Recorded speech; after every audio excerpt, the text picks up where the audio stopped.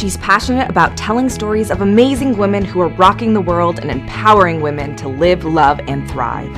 Here's your host, Katherine Gray. Tuning in today, we have a very special guest. She is not only an author and a speaker, but also a thought leader, and she leads workshops to help people realize their dreams. We're going to talk about how she realized her own. Please give a warm welcome to Maryann Ehmann. Hi, Maryann. Good. Thank you. So happy to have you here today. Thank I know you. you came in from Arizona. A friend of my friend Minda Burr, and always love friends of friends being on the show. Absolutely. Yeah, because, you know, amazing women always know other amazing women. Isn't it true? It is true. I never Yeah. thought about it like that, but that Yeah. is true. It is yeah. true. It's actually how most of my guests have come on the show. It's one incredible woman recommending another extraordinary woman. That's and the best way, too. Yeah. Because you know why? There's so many incredible women out there. There are. You know? Are. And many more to be uncovered and discovered. I was just going to say that. Yes. I was going to say, and many sitting on the sidelines thinking, I want to be living my life's purpose. I want to Yes. be, grabbing the brass ring and making things move and shake and happen. And how do I do that? And I know that you are a conduit to helping people do that. So I want to talk about that. Because Absolutely. That's exciting stuff and how you got into that. I always like to first talk about people's background. Sure. So I know you were born in Hawaii. I was. Yeah. And to a Korean mom and a Polish dad. Polish-Italian. Polish-Italian. Wow, there's a combination, huh? You bet. That had to be a fun family. It was interesting. Yeah, it was interesting. Little Asian kids dancing the polka, eating pasta, meatballs, and sauce. I love it. Yeah. And you, shortly after being born, moved to New York. So you pretty much grew up in New York, right? Rochester, New York. Yeah. Yes. Yeah, but no New York accent. No, but we do have the flat A's. So in New York, I know you had mentioned it was challenging. So, and I think a lot of people have a story that they can relate to this about being different. Different can mean many things. But at that time, the Korean War was taking place, and you were in a predominantly white neighborhood. So, being Korean and Italian, you got bullied. Yeah, I did. Which sucks. I mean, bullying's been around a long time. We talk about it more now than ever, but it has always been around. And I know you told me some really disturbing stories about being bullied. Yeah. Yeah. I think that at the time, it was more socially acceptable to be prejudiced. Right. Right. Now, Kind of like how it is right now for 5 minutes. It's awful that it did go away, that it used to not be okay to be outwardly racist or outwardly bullying people. Unfortunately, it is coming back into our society, isn't it? yeah. In certain circles, of course, not in circles where people are evolved and realize, look at people as human beings and not as being different, but there are many people who Yes. are outwardly racist today, and that's why it's an important conversation, actually. Well, yeah, and I don't think I realized for a long time that what I experienced was bullying. Right, It seemed like just part of what you had to go through. right. And I don't think that I realized how it affected me, Yeah. and how. Do you want me to tell a story or two about that, or Well, what? I know you were saying you were in a grocery store or something, and someone came in and made fun of you or something, and Well, that was common. yeah, All right, yeah. so those were the things where you walk in the grocery store and everybody looks, children go, "Oh, mommy, look, there's a Chinese," or somebody walks by, teenagers oftentimes, and they poke their eyes up, going, "Ching chong, ching chong," Oh my gosh, that's so terrible. And Yeah. it's kind of funny to me now, but Right. at the time I was like, "Why are they doing that?" Right. I didn't understand a lot of it, and Honestly, I would think, why would a parent allow their child to do that? But that's a whole nother story. Yeah. yeah, and I think for my mom, she was as insecure as they come, and I don't think she was trying to blend. Right. So don't make waves, Right. just blend and fix your face so that you look more American. Right. So she Wow. was trying to help us to be more Right. American looking. She had her eyes done, her nose done. Oh my And this is gosh. back in what, the 50s and 60s. Wow. Yeah, so that she could look more American. Isn't that sad? Instead of being able to embrace who you are and where you're from. I did not learn that. Yeah, right, right. No. And I think this is a lot of people's stories, trying to Yes. fit in. And the words you used were, feeling like as a child that you have a defect, Yes. And this happens with people that are different than other people that they're surrounded about. Could be, they could not only just be from their culture, but also their ethnicity, but being gay or whatever. Anybody Yes. who feels different. Right. I'm starting to have Yeah. this conversation with people about. I'm glad that we're moving into a realm, or I hope we are, where different is the new normal. And it doesn't mean defective. Exactly. Yes. That we embrace each other's Yes. differences. Yes. I would hope that where our culture is moving in that direction, maybe this big anti-racist thing that's happening right now is so that we can finally be done with it once and for all and evolve to the next level where we're more humanitarian. I hope Yeah. that that's what's coming out of this debacle right now. Well, I see more and more with the clients I work with. I work with a lot of high-level professionals. They've a lot of achievements, doctorates, doctors, and they all suffer from this this feeling like it's not safe to be me. Yeah. There's always something, and they may not have been, different looking. Right. There just was a different feeling that they had. The way they thought was different. Right. The way they expressed themselves was different. Their personality was different. So they got the message Do that you think that that's somebody being like in their ego space instead of spiritual? Because I know you're big about bringing spirituality into your business place and your life. I think that's true. Once a person actually discovers their truest and highest self, which is a spiritual place, then the issues about I'm different, I don't belong, I don't fit in, they seem to fade away. Because if we're not in our ego, then I think we don't really care what other people think, right? Right. I Right. know That's I a had very that journey protective of being, phase. Gay and coming to a point that, I embrace it. Right. I'm happy that I'm this way. Yes. I don't care if somebody doesn't like it. Or apologize. Right, right. And so it is an evolution, I think, for people to be comfortable in their own skin. But it's definitely, are you living in your ego? Or are you living in a spiritual place, a soulful place? Yes. Right? Yes. Yeah. I actually call that your true self and your false self. Yeah. So sometimes it's ego, sometimes it is that spiritual place. But it's true. The ego, the place of the ego, the false self, only brings you fear, only brings you anxiety, this place where you're always measuring yourself all the time against what everybody else expects and wants, the rules of the day, Right.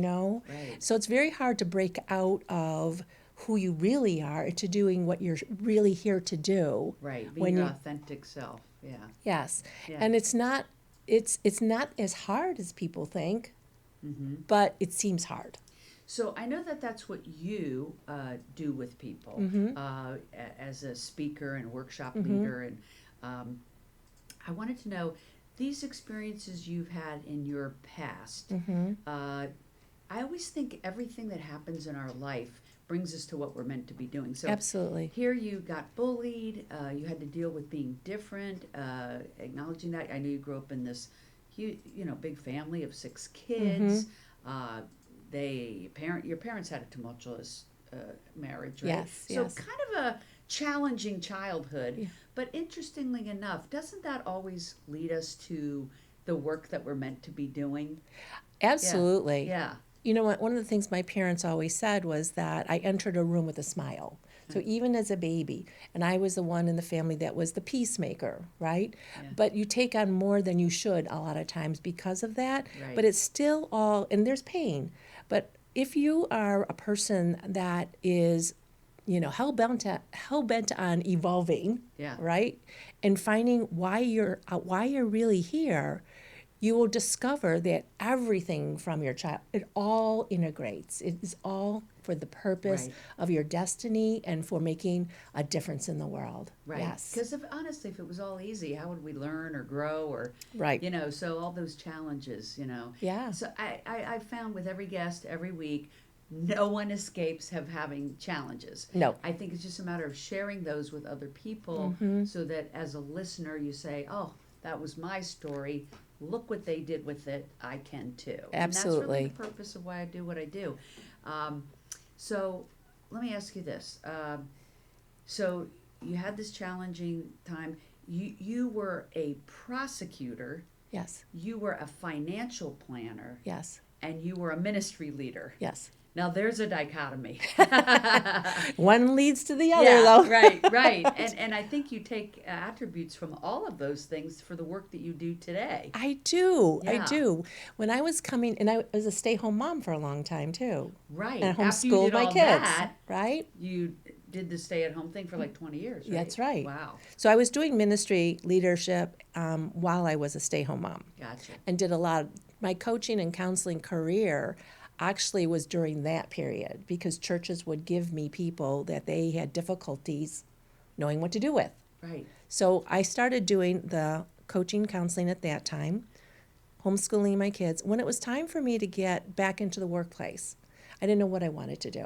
And I want to just stop you there 1 second and Sure. say, so many people out there are standing in those shoes where they've just raised kids, right? Mm-hmm. And it's time for the next chapter of their life, and they Yes. don't know where to begin. You feel I would clueless. Guess Yes. that you would be the ideal coach for someone like that, Oh, thank you. since you took yourself out of that scenario yourself. Yeah, and probably every fear you experience, what I went through, Yeah. it was hard. Yeah. And part of it is you judge yourself and you feel so inadequate.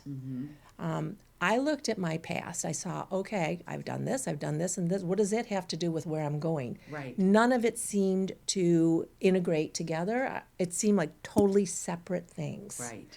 And what I discovered is that everything is useful, number one, and there's a way that all of those experiences can come together to fulfill your purpose. Right. And you don't realize that. Right. So I would encourage everybody who's in that position, don't in any way think that your past is fragmented and segregated. Right. It's all part of the big puzzle. Right. And there's little pieces to take away from each thing that you did Yeah. that inform where you're going to go next. Right. Each thing definitely happened for a reason. Yes. Yeah. Yes. Yeah. I've always thought that, even in my life, doing this, and this, and then realizing at the end game that, oh, everything I've done leads to this one big thing. That's right. And That's I think right. that's a beautiful thing when people get that epiphany. Right. Like, oh, that's where I'm supposed to take this. Yes. And that's why I did this and this and this. Everything, I've always said the same thing. It's like a puzzle. And your whole life is creating the pieces. And at the end, you go, that's how the puzzle all comes together. Mm-hmm. Yes. Yeah. There's one other piece I should mention, though, and you can put all that together, but there's always this question, well, how am I going to monetize that? Yes. Who's going to pay me for something that I did for free for so long? Right. And that can be a big hang-up for people that can hold them back. Right. You mean when they've been like a mom raising their kids? Mm-hmm. Right. Or volunteer work Or they've volunteer done. work. Like and I they- volunteered as a coach for years. Right. Because nobody ever paid me. Nothing, Right. right? I didn't expect it. So I didn't think that I could actually make a living doing it. Right. So a lot of people have coaches now. Mm-hmm. I think the majority of people really benefit from having a coach, because who doesn't need a third party guiding them as to how to get from here to there in serving their life's purpose Yes. and making their life really rock? Yes. Most people do, and it's not easy to use a family member or a friend. It's really great to have a third party that's, Yeah. just you're not emotionally attached to. But And totally on your side. yeah, totally on your No side. agenda other than Yes, you. and the agenda is to help you to realize those dreams, Yes. right? Yes. And so I think that that's a great question of how do people monetize that. So how would you, like, give us some examples of some people you've worked with, Like, what were they doing, and how did you help them jump over that chasm to start monetizing it? Can you give an example? Sure. Right now, I'm working with somebody who she's a therapist, and so she gets fed her clients from a medical system, Right. and she actually wants to get out of that and create her own Right. business, you know? And so it's hard in people's minds to think about, I'm being fed clients, I'm being fed work, to actually go out On their own. and generate Yes. the leads, generate. Starting someone's own business is super scary for most people. Yes, Yeah. yes. And I think that's the biggest thing. How do I actually get new clients? Right. And how do I structure my programs and my packages? So I've had people who have been in that position. So what we need to do is really talk about, where do they really want to go? Why do they want to leave this? And what is it they want to go to? Right. And really get very clear. Clarity is the first step. And getting very clear about who they are, what their personality, how do they prefer to work with people. Now that you have an opportunity to call your own shots, what is that? Yes. And that's where your truest self comes in too. Yeah. Because if you're trying to build a business out of ego, Right. you're just going to get into insecurity and fear. Right.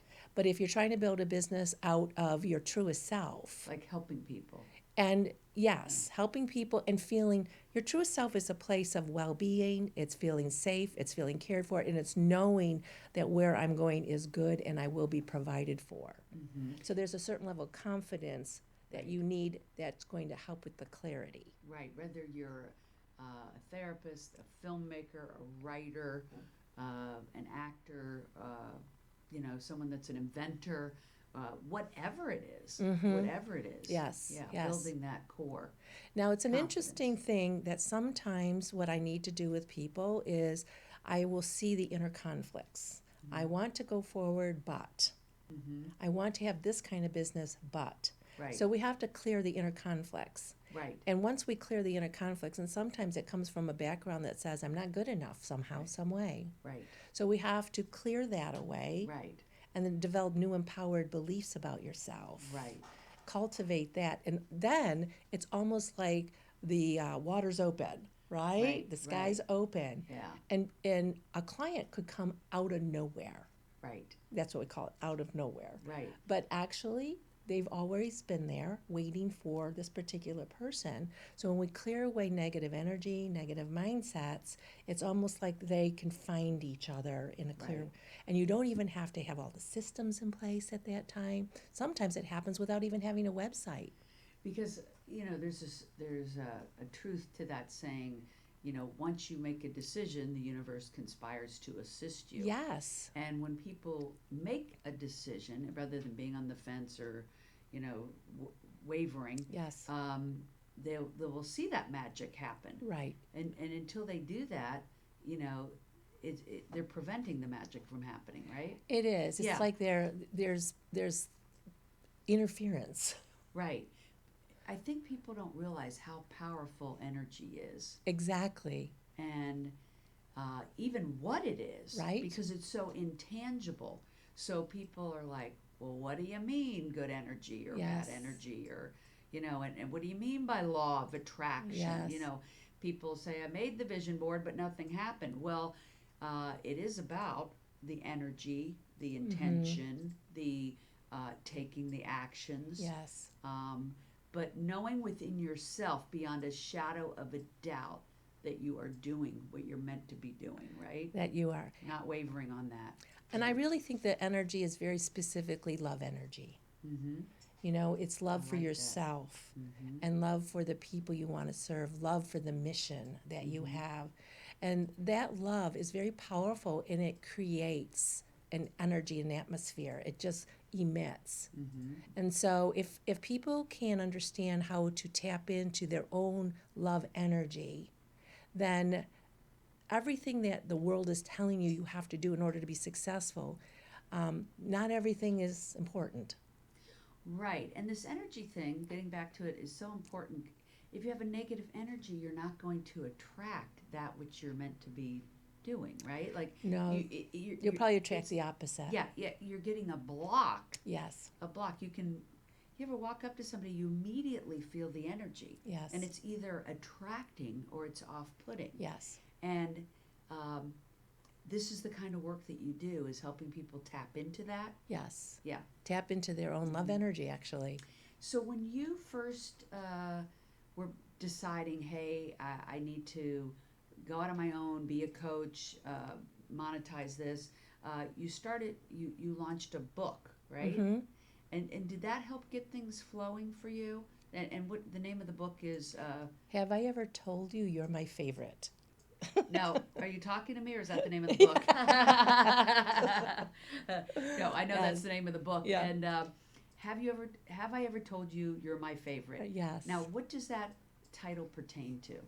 Well, it's a spiritual book, Yeah. and it does have to do with, there's a thing called the favor of God.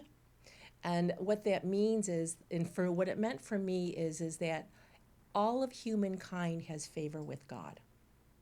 Mm-hmm. It doesn't matter your background, your religion, where you come from, anything, what you're even doing. And when we understand that we all have favor, that God's not mad at us, Mm-hmm. but instead always working on our behalf, created a beautiful universe that's always conspiring on our behalf. And there's just this, it's a powerful energy.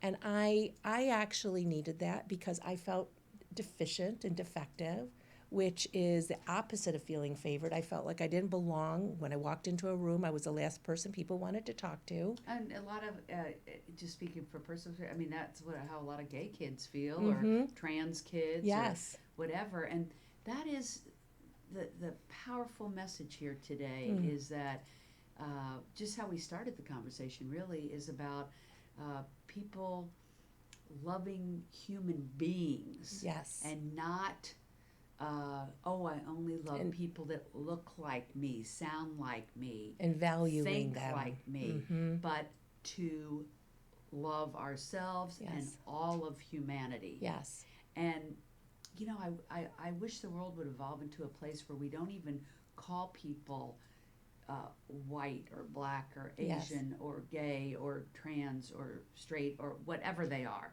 I wish we would just say, oh, we're all human beings. Well, it starts with us, doesn't it? Yes, it does. It does. I mean, if one person at a time and you make the difference and you pass it on and they pass it on, I just think that's the powerful thing about energy is that it is able to transform Yes. lives in such a ripple effect way, right? Right. Yeah.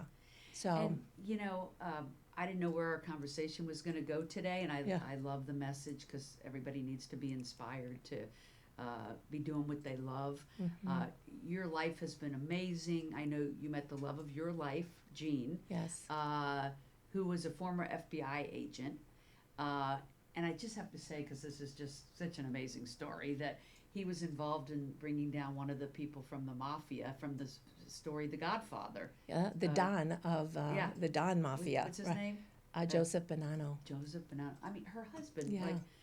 There's Joseph Bonanno wrote a book and mentioned your husband in it. Yes. That he was one of the people that brought him down. I mean, that's very exciting. And you have... He's a cool guy. Yeah, he's a cool guy. He's a cool guy. I want to meet him. And you have 2 children. When you married him, he had 2 children, and then you 2 adopted 2 children. Yes. I got to tell you, that's a whole nother show. Your story of adopting your kids is just amazing. But your life is so full, so blessed, so amazing. And I appreciate you sharing it with us. I hope people also will pick up your book. What's the book about exactly? It's about that you're favored, that you have favor. Oh, that's Yes. what you're saying, where everyone is Yes. like the higher power's And if favorite. We're yes, all the favorite. We're all the favorite. I love that. Yeah. And one last thing about that book did open doors. I didn't have any coaching clients. All I knew is I had a message. Wow. The message is magnetic. When you have a message and you share your message that comes from the pit of your soul, Yes. there's something, again, that just emits, and I was able to get speaking engagements without even asking for them. Wow. I think if somebody wants to start a speaking career, coaching, or whatever career, that if they do have a book inside them, I hope we inspire them to do that, because that launched your career. Yes. And I think a lot of people have a book inside them, and they don't know where to start, so they don't start. And I always say, you don't have to know how to do everything. No. Find someone who does. That's right. I mean, I believe True. me, I'm the queen of that. I don't know how to do anything, so I'm always finding somebody. I don't think that's true, though. That's how I found Tony over there. He's running the board, and if I don't know how to do a podcast, I found someone who could. Didn't know how to do a book, found someone who could. Didn't know how to, so that's really what we need to do. Yes. And write a little book. Yeah. Don't make a big missive, because they'll never get it done. Just take one little piece and write about that. Yes. So, wow, you've had a magnificent life. Thank you for sharing it with us. You're welcome. I know it's going to continue to be magnificent, and I can't wait to hear the next chapters. And I hope people will reach out if they are wanting to find their life's purpose. Let's give them your website. Sure. Yeah. MaryanneEhmann.com. Okay. And MaryanneEhmann.com. Love it. Yes. And she was a former prosecutor, a financial planner, and a ministry leader. What could be a better combination in having a coach with all that background? Really, from A to Z. There's nothing I haven't seen. Yeah, I'm sure.